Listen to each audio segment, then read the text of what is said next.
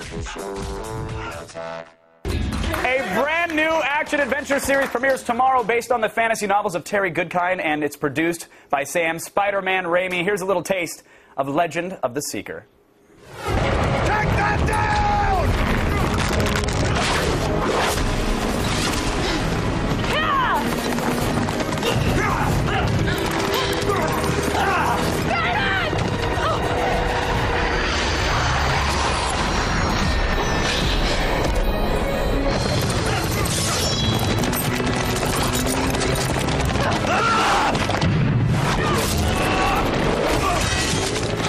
Joining me now is the star of Legend of the Seeker and the only guest in Attack of the Show history to correctly guess what happens next.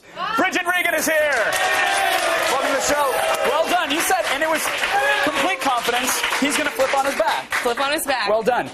Watching the little clip there, were you riding like a big stuffed green screen horse in front of a green screen, or what? It's quite difficult to do close-ups on an actual moving horse, so they have a poor man's horse, which is It's just an actual hobo sad. dressed as a horse, right? An actual poor man. Pretty close. And you just... There's a skin of a horse, which is so disturbing, on man. a horse body, and a guy moving it up and down like this. That's not and creepy you know, at they're going, all. "Hey Simon, could you pump the horse a little faster for her?" Okay. You know? All And right. it's all quite bizarre. And then it turns into a Kevin Smith film. I got it. But that clearly, you are on a horse there. You are doing some serious equestrian work there. Did you have those skills before they? No. No. No, I lied and said I was a pretty good rider. Did you really? Did you put it on the back of the headshot when you sent it in? Can you ride? Yeah, I can ride. Okay, you know? I've been at a saddle ranch. I know what's up. Like, and so, did you get trained? I mean, did someone come in? And...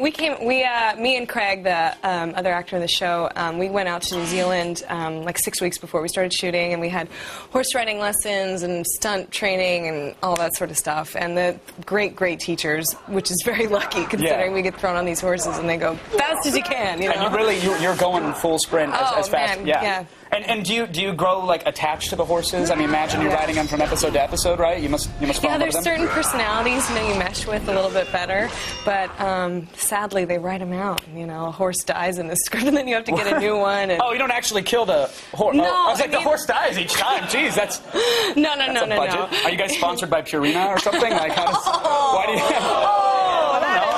That's bad. Okay, so, but why kill the horses? I mean, well, in the storyline, we lose our horses or something, or they run off or what have you. So, yeah. Or just sword practice. You just you take it out. I saw an advanced preview of the first episode, and it's amazing. It's really well done. But you kick a metric ton of ass in it. I know. Like, in addition to riding the horses and the hobos dressed as horses, you are punching dudes left and right in this thing. It's so fun because there's all these stunt guys in New Zealand that actually let you kick them and hit them as hard as you can. It's not the American Union workers at all.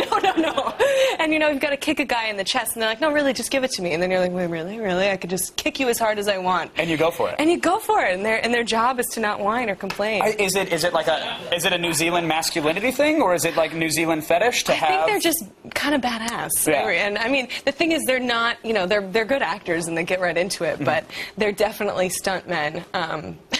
Craig and I were filming the last scene of the 2-hour premiere, and we're surrounded in a sea of bodies, and they're all dead, and we killed them all, and it's, it's great. And we're doing this really dramatic final scene, and we're standing there, staring into each other's eyes, and we hear,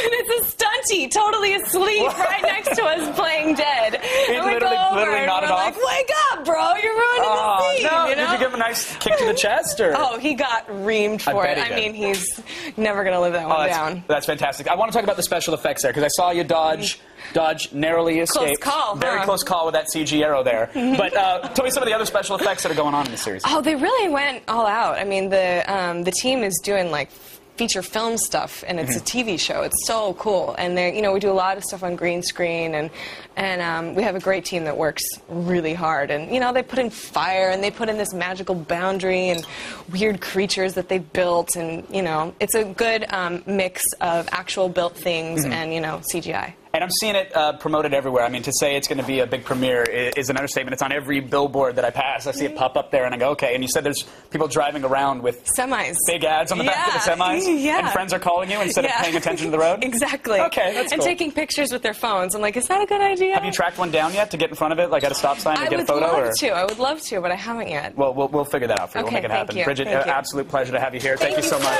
Best of luck with the show as well.